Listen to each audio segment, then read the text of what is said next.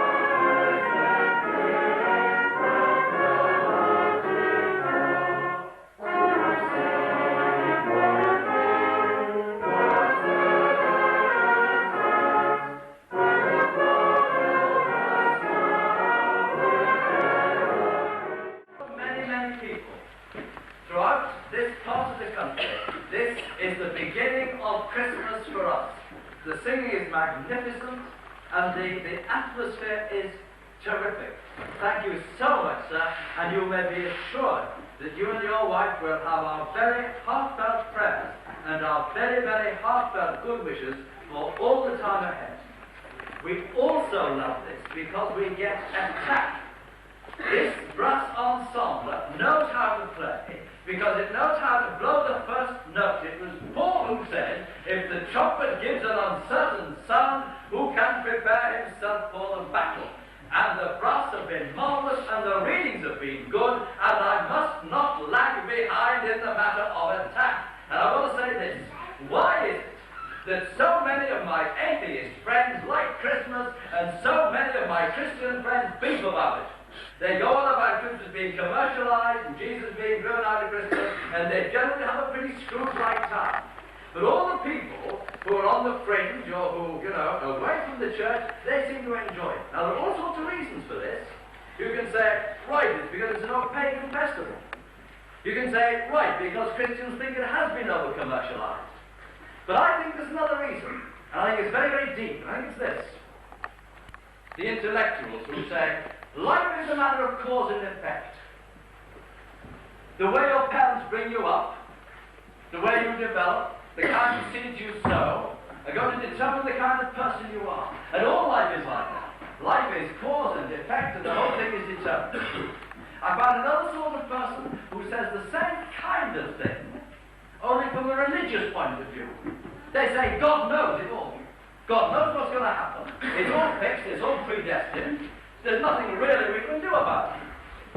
And a third of the people who say, all right, you've got your predestination of cause and effect, the intellectual kind.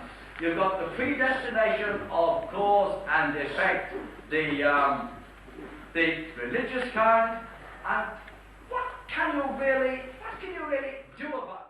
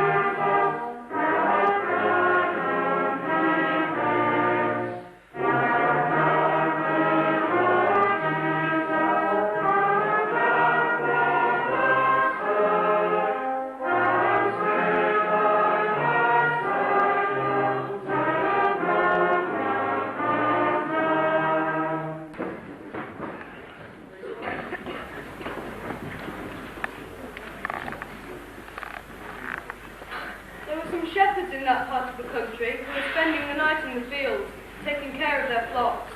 An angel of the Lord appeared to them, and the glory of the Lord shone over them. They were terribly afraid, but the angel said to them, "Don't be afraid. I am here with good news for you, which will bring great joy to the people. This very day in David's town, your Saviour was born, Christ the Lord."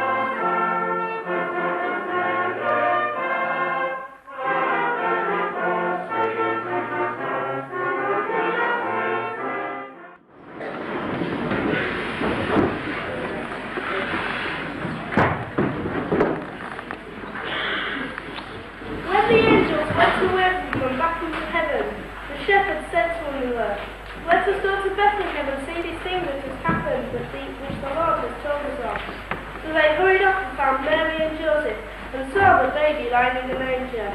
When the shepherds saw him, they told them what the angels had said about the child. All who heard it were amazed at what the shepherds said. Mary remembered all these things and thought deeply about them. The shepherds went back singing praises to God for all they had heard and seen. It had been just as the angels had told them.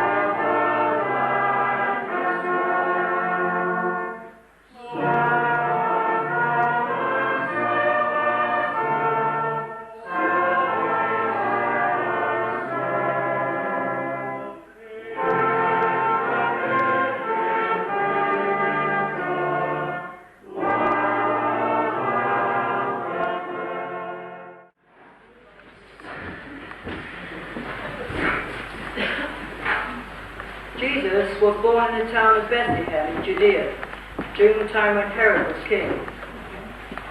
Soon afterwards, some men who had studied the stars came from the east to Jerusalem and asked, "Where is the baby born to be king of the Jews? We saw his star and came up in the east. We have come to worship him."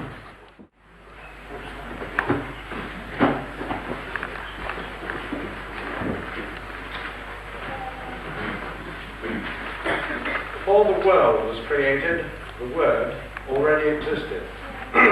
He was with God, and he was the same as God. From the very beginning, the Word was with God. Through him, God made all things. Not one thing in all creation was made without him. The Word was the source of life, and this life brought light to mankind. The light shines in the darkness, and the darkness has never put it out. God sent his messenger, a man named John, who came to tell people about the light, so that all should hear the message and believe. He himself was not the light. He came to tell about the light. This was the real light, the light that comes into the world and shines on all mankind.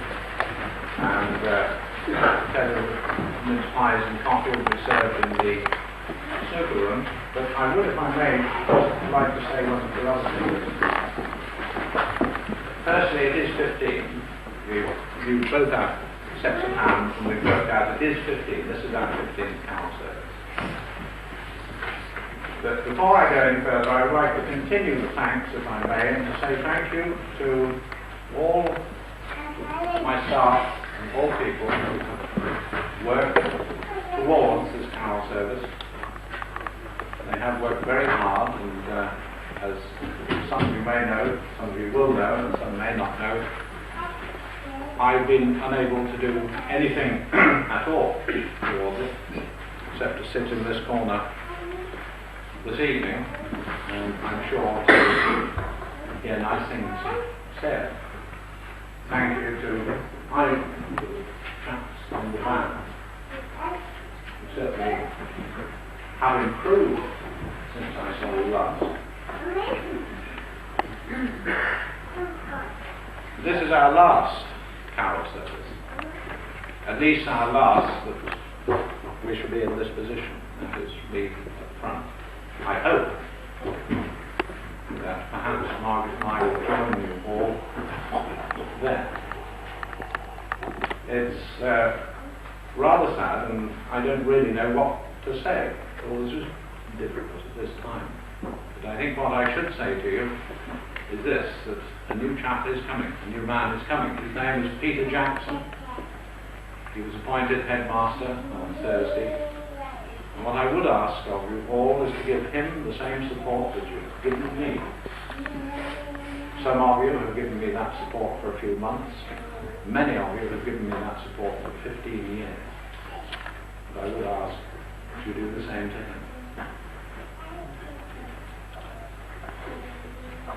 In April, when I first discovered that things were going wrong inside me, I was a little bit shaken, and I became, I think, perhaps understandably, a little bitter. Why me? Why not somebody else? But as time has gone on, and as matters have been confirmed, and I've been told that I must stop work and go and do other things, I've just come to the realization that I must be one of the luckiest people in the world, if not the luckiest. And my luck spans 52 years. The parents that I had, and the upbringing that I had, and the wife that I have, my professional life, and certainly my life here. What more luck could a person have? But possibly one of the luckiest things is what has happened to me, because at 52 I'm now going out into a very exciting, become exciting to me, a very exciting time. And there are so many things to do, and I want to do them. And I shall enjoy myself.